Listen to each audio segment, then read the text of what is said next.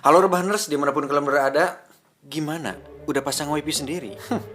Kayak saya dong. Masih dari tetangga. Sudah hampir lewat 5 pekan saya tidak merangkum film psikopat. Oleh karena itu, agar jiwa-jiwa psikopat dalam diri kalian tidak hilang, maka kali ini saya akan merangkum sebuah film berjudul Mr. Brooks yang dirilis tahun 2007. Dan seperti yang sudah sering saya jelaskan di video-video lama, bahwa the real psikopat itu bukan perampok, pencuri, membunuh karena balas dendam, atau orang yang sangat menyeramkan secara fisik. Tetapi mereka adalah orang yang cenderung rapi, terorganisir, memiliki perencanaan yang baik, cerdas secara intelektual, dan beberapa mampu berkamuflase dengan sikap ramah dan baik mereka. Dan oleh karena itu, menurut sebuah jurnal yang saya baca, 1% populasi di dunia memiliki kecenderungan sebagai psikopat. Dan mereka bebas berkeliaran di luar sana. Bisa jadi salah satunya adalah orang-orang terdekat dan berada di sekitar Anda. Maka dari itu, waspadalah, waspadalah, waspadalah. Motor lewat bangsa. Baru opening anjing. Langsung saja tanpa sok-sok mendramatisir keadaan, kenakan handsfree, simetriskan posisi rebahan, kencangkan celana dalam, selamat menonton dan cekicrol.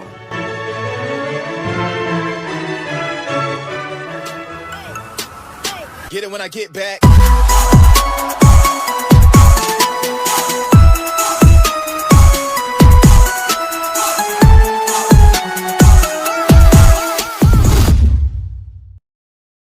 Sesuai judul, film ini akan menceritakan tentang Brooks, seorang pembisnis sukses yang memiliki kehidupan normal dan bahagia.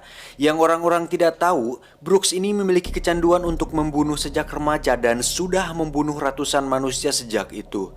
Tapi sudah 2 tahun belakangan dia berhenti melakukannya dengan cara mengikuti terapi agar kecanduan syaitonnya tersebut bisa hilang.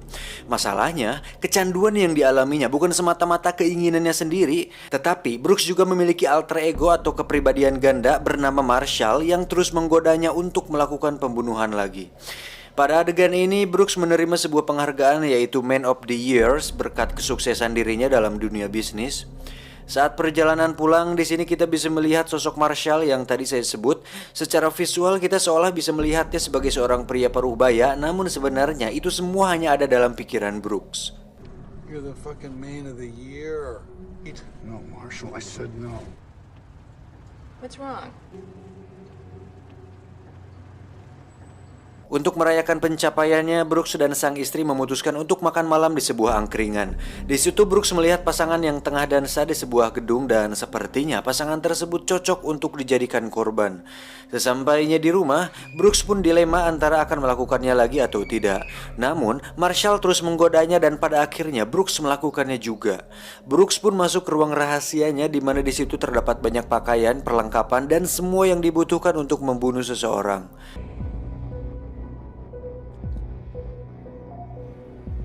Di tengah perjalanan, Brooks pun mengungkapkan bahwa ini adalah yang terakhir dia melakukannya. Sesampainya di apartemen korban, Brooks langsung masuk dengan sebuah senjata yang dibungkus dengan plastik di tangannya. Tanpa pikir panjang, dia langsung menembak pasangan yang tengah melakukan pengencerotan tersebut. Dan setelah 2 tahun tidak melakukannya, akhirnya Brooks bisa merasakan lagi nikmatnya menghilangkan nyawa seseorang. Dan ya, sensasi tersebut hampir sama dengan sensasi klimaks pada detik-detik puncak. Hal tersebut nampak menjalar ke seluruh tubuh yang membuat pori-pori kita melebar dan merasakan suatu sensasi yang sangat melegakan.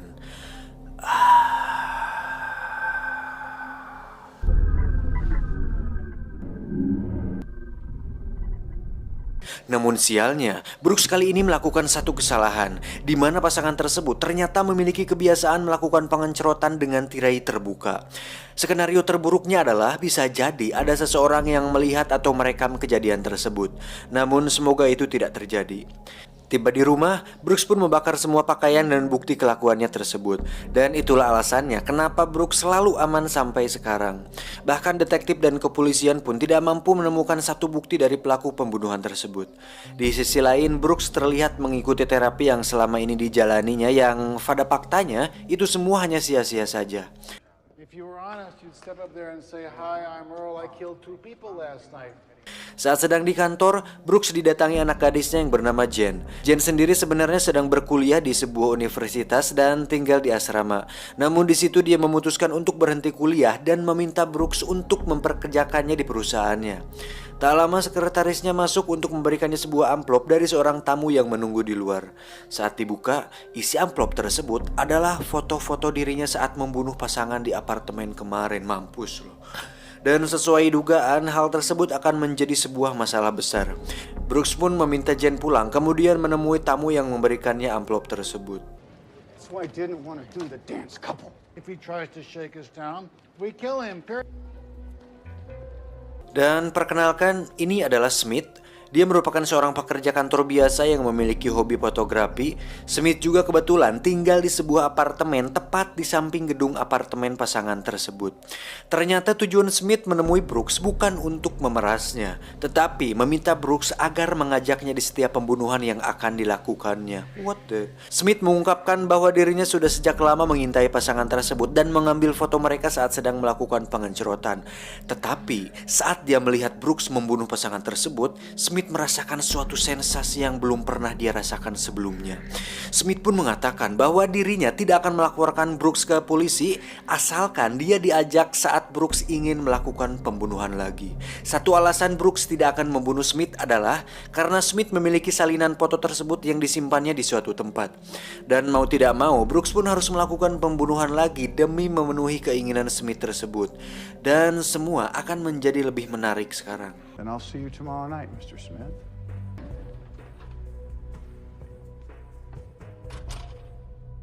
Pada suatu malam saat Smith sedang tertidur pulas di apartemennya, tiba-tiba masuklah seseorang yang membuat Smith kaget. Dan itu adalah Brooks. Dia mengatakan jika dirinya ingin Smith mati, maka dia pasti sudah melakukannya. Namun dia datang ke situ hanya untuk memastikan bahwa Smith tidak mempermainkan kesepakatan tersebut. Mr. Brooks? Mr. Brooks?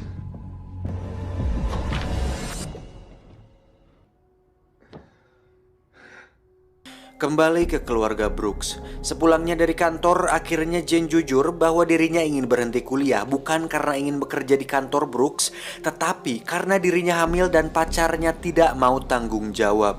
Waduh, pengen enaknya doang. Mau dong. Marshall pun mengungkapkan bahwa Jen menyembunyikan sesuatu yang lebih besar dibandingkan kehamilannya tersebut, dan itu akan terungkap nanti. Singkat cerita, malam pun tiba. Sesuai kesepakatan, Brooks pun menjemput Smith di tempat yang telah ditentukan.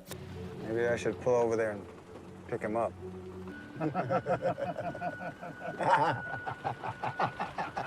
Saat masuk mobil, Smith terlihat sangat bersemangat dan sudah tidak sabar lagi untuk melakukannya. Brooks pun mengatakan bahwa dalam kegiatan ini ada satu aturan penting yang tidak boleh dilakukan, yaitu membunuh orang yang dikenal, karena itu adalah cara termudah untuk tertangkap. Cukup masuk akal. Brooks pun memperingatkan bahwa kegiatan ini bisa menyebabkan ketagihan dan dia tidak akan bertanggung jawab atas hal itu. Dan di malam yang spesial ini, Brooks mempersilahkan Smith untuk memilih korbannya sendiri.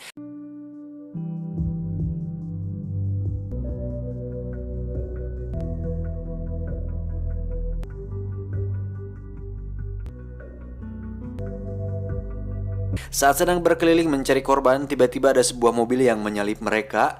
Smith yang kesal akhirnya memutuskan untuk membunuh supir mobil tersebut. Bother you to kill a woman? No, an asshole's an asshole. Di situ mereka mengintai dan mencatat plat nomor orang tersebut. Namun, pembunuhan tidak akan dilakukan malam ini karena hal itu merupakan tindakan gegabah dan hasilnya tidak akan terkontrol. Karena pembunuhan yang aman adalah dengan cara mencari tahu secara detail kebiasaan dan kehidupan si korban. Untuk itu, Brooks meminta Smith untuk sabar dan mencari tahu latar belakang si korban.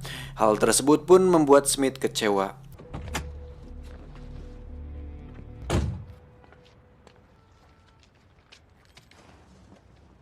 Even if that guy was charming and funny, I still wouldn't like him.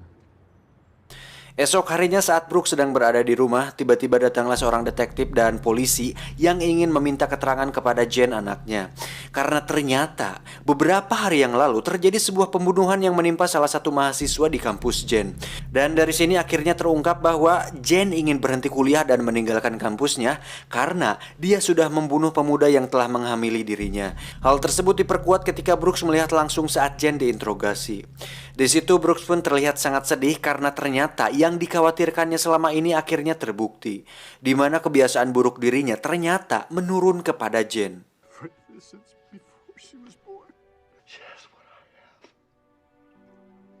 She did it because she got off on it, okay? I understand. Dari informasi pihak kepolisian, ditemukan sebuah kapak yang tergeletak di tempat kejadian perkara, namun sampai saat ini mereka masih mencari siapa pelakunya. Dan jika saatnya tiba, Jen sudah pasti akan dipenjara. Untuk itu Brooks memutuskan untuk membereskan masalah tersebut.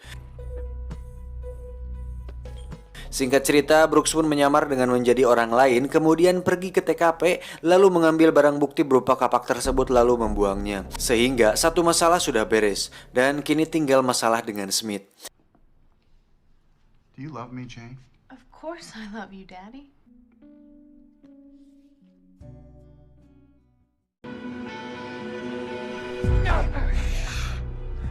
Dan saatnya tiba, Smith terlihat masih kecewa dengan malam pertamanya waktu itu.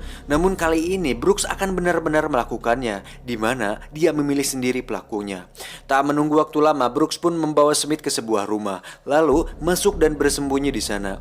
Smith yang baru pertama kali melakukannya pun terlihat canggung, dan yang paling buruk adalah Smith kencing di celana. Tak lama masuklah seorang pria dan selingkuhannya. Saat mereka sedang melakukan pemanasan, muncullah Brooks dan Smith. Tanpa pikir panjang, dia langsung menembak kedua orang tersebut. Do it. Yes! Wow! Oh man, do you see the look on her face? You're welcome. Setelah selesai, Smith pun mengungkapkan kegembiraannya karena bisa merasakan sensasi seperti tadi. Tapi tiba-tiba, Smith mengeluarkan pistol dan menodongkannya ke kepala Brooks. Di situ Smith mengatakan bahwa dirinya tidak bodoh dan sudah bisa menebak jika Brooks pasti akan membunuhnya setelah semua ini selesai. Karena tidak ada pilihan lain, Brooks pun mengungkapkan bahwa dirinya memang sudah lelah dengan semua ini dan justru meminta Smith untuk benar-benar membunuhnya. Tapi dengan satu syarat, jangan sampai keluarganya tahu tentang semua ini. Untuk itu, Brooks meminta dirinya agar dibunuh di sebuah kuburan yang sepi pengunjung, dan Smith menyetujuinya. You really want me to kill you? Okay. Okay.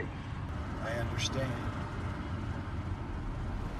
Sesampainya di sana, Brooks pun menggali tanah kuburannya sendiri, kemudian meminta Smith untuk melakukannya dengan cepat. Agar Smith tidak gugup saat melakukannya, Brooks pun menutup matanya. Dan saat waktunya tiba, ternyata pistol miliknya macet.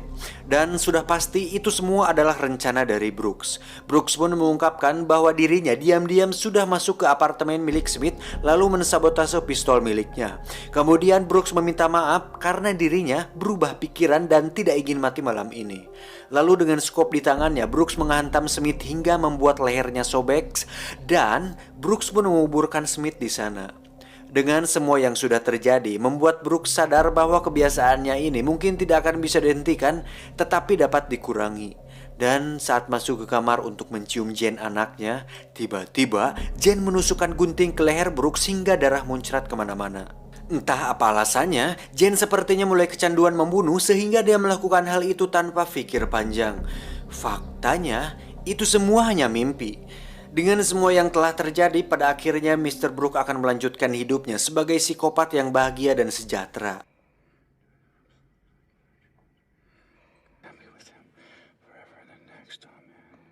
Tamat, ending yang cukup membagongkan.